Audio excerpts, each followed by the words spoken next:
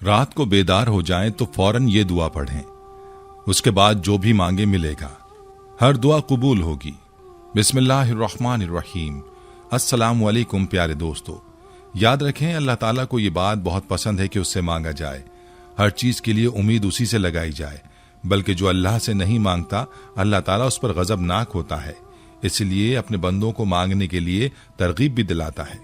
फरमाने बारी ताला है, और तुम्हारे रब ने कह दिया है कि मुझे पुकारो, मैं तुम्हारी दुआएं कबूल करूंगा। सूरह गाफिर। दोस्तों, अल्लाह की जात कैसी करीम जात है कि अल्लाह खुद फरमाता है कि मुझसे मांगो, मैं तुम्हारी दुआ कबूल करूंगा।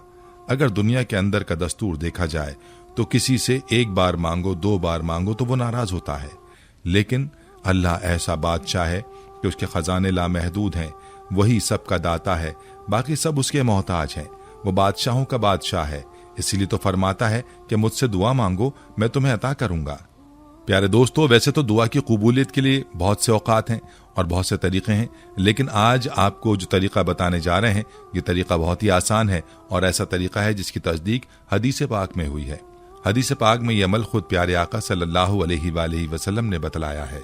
ये दुआ कौन सी है और अमल आपने कैसे करना है, मुकम्मल तफसील आपको बताएंगे। वीडियो इंतहाई अहम होने वाली है, लिहाजा वीडियो को आपने स्किप नहीं करना और आखिर तक लाजमी देखना है। वीडियो में आगे बढ़ने से पहले आपसे गुजारिश है कि अगर आपने हमारे चैनल को सब्सक्राइब नहीं किया तो अभी हमारे चैनल को सब्सक्राइब करें और वीडियो को लाइक और शेयर भी जरूर कीजिएगा।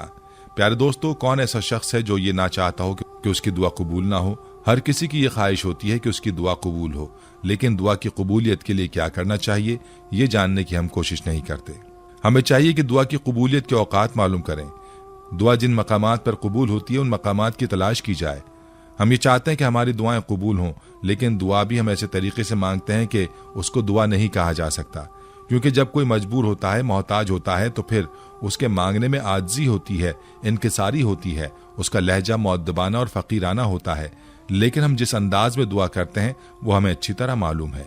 हमें चाहिए कि दुआ को ऐसा तरीके से मांगें, फ़कीर बनकर दुआ मांगें, निहायत आजिज़ी के साथ मांगें, ताकि हमारी दुआ कबूल हो। प्यारे दोस्तों, हम आपको दुआ की कबूलियत के औकात भी बताएंगे, लेकिन पहले आपको वो दुआ बताते हैं जिसको रात को पढ़ लिया जाए तो हर दुआ कबूल होती है। ये दुआ कौन सी है और किस वक्त पढ़नी है, इस हवाले से नबी करीम सल्लल्लाहु अलैहि वसल्लम का फरमान मुलाहिजा फरमा लीजिए। प्यारे आका सल्लल्लाहु अलैहि वसल्लम का फरमान आलीशान है कि रात को जब भी कभी आंख खुले तो आंख खुलते ही ये कलिमात पढ़ें, यानी जो शख्स रात को अचानक बेदार हो जाए तो ये कलिमात पढ़े। ला इलाहा इल्लल्लाहु वहदहु ला शरीका लहू लहुल मुल्कु वलहुल हम्दु वहुवा अला कुल्ली शैइन कदीर सुब्हानल्लाहि वल्हम्दुलिल्लाहि वला इलाहा इल्लल्लाहु वल्लाहु अकबर वला हौला वला कुव्वता इल्ला बिल्लाह अल्लाहुम्मा अग़फिरली। तर्जुमा, एक अल्लाह के सिवा कोई माबूद बरहक नहीं, उसका कोई शरीक नहीं, उसी की बादशाही है और उसी की हम्दो सना है और वो हर चीज पर कादिर है। हम्दो सना अल्लाह के लिए और अल्लाह पाक है। अल्लाह के सिवा कोई माबूद बरहक नहीं और अल्लाह सबसे बड़ा है। ताकत और बदलना सिर्फ अल्लाह ही के पास है। ए अल्लाह, मुझे बख्श दे। आप सल्लल्लाहु अलैहि वसल्लम ने फरमाया, इन कलिमात को पढ़ने के बाद जो दुआ मांगी जाएगी वो कबूल होती है, और अगर वजू करके नमाज पढ़ी जाए तो ये नमाज मकबूल होती है, बरिवायत सही बुखारी। दोस्तों, ये सही हदीस है और याद रखें इसकी 100% गारंटी है कि आप सल्लल्लाहु अलैहि वसल्लम की ज़बान से जो बात निकली वो सच्ची है और इन कलिमात के बाद की दुआ के कबूल होने में जर्रा बराबर शक नहीं। इसलिए इन कलिमात को याद करें और आंख खुलने पर इनको पढ़कर अल्लाह से अपनी हाजात के लिए दुआ करें। इंशाअल्लाह जो भी हाजत होगी जरूर पूरी होगी, जो भी दुआ मांगेंगे वो कबूल होगी। बस याद रहे कि दुआ आपने जायज हाजात के लिए मांगनी है, किसी नाजायज अम्र के लिए दुआ मांगेंगे तो नुकसान उठाएंगे। प्यारे दोस्तों, बहुत ही आसान अमल है, खुद भी इस अमल से जरूर इस्तेफादा करें और वीडियो को सदका जारिया की नियत से ज्यादा शेयर भी करें। हम आपको हदीस की रोशनी में ये भी बताएंगे कि नबी सल्लल्लाहु अलैहि वसल्लम नींद से बेदार होते वक्त क्या कलिमात पढ़ते थे, लेकिन पहले आपको दुआ की कबूलियत के चंद खास औकात बताते हैं। एक हवाले से चंद रिवायात मुलाहिजा फरमाइए। हज़रत अनस बिन मालिक रज़ियल्लाहु ताला अन्हु से रिवायत है कि रसूलुल्लाह सल्लल्लाहु अलैहि वसल्लम ने फरमाया, अजान और अकामत के दरमियान की जाने वाली दुआ रद्द नहीं की जाती। लोगों ने पूछा, या रसूलुल्लाह सल्लल्लाहु अलैहि वसल्लम, फिर हम उस वक्त क्या दुआ करें? आप सल्लल्लाहु अलैहि वसल्लम ने फरमाया, अल्लाह ताला से दुनिया और आखिरत की आफियत मांगा करो। हजरत अबू हुरैरा रजी अल्लाह अन्हु से मरवी है कि नबी करीम सल्लल्लाहु अलैहि वसल्लम ने फरमाया कि इंसान अपने रब के सबसे ज्यादा करीब सजदे की हालत में होता है, इसलिए सजदे में दुआ कसरत से किया करो। हजरत सहल बिन साद रजी अल्लाह अन्हु से रिवायत है कि रसूलुल्लाह सल्लल्लाहु अलैहि वसल्लम ने फरमाया, दो दुआएं रद्द नहीं की जाती, एक अजान के वक्त, दूसरी बारिश के वक्त। हजरत अबू हुरैरा रजी अल्लाह अन्हु से रिवायत है कि रसूलुल्लाह सल्लल्लाहु अलैहि वसल्लम ने फरमाया, जब इमाम आमीन कहे तो तुम भी आमीन कहो, क्योंकि जिसकी आमीन फरिश्तों की आमीन के मुवाफिक हो जाएगी तो उसके पिछले गुनाह मुआफ कर दिए जाएंगे। जब इमाम गैरुल मग़दूबि अलैहिम वलद्दाल्लीन कहे तो तुम आमीन कहो, अल्लाह तुम्हारी दुआ कबूल करेगा। हज़रत अबू इमामा रज़ी अल्लाह ताला अन्हु से रिवायत है कि रसूलुल्लाह सल्लल्लाहु अलैहि वसल्लम से पूछा गया कि कौन सी दुआ ज्यादा कबूल होती है।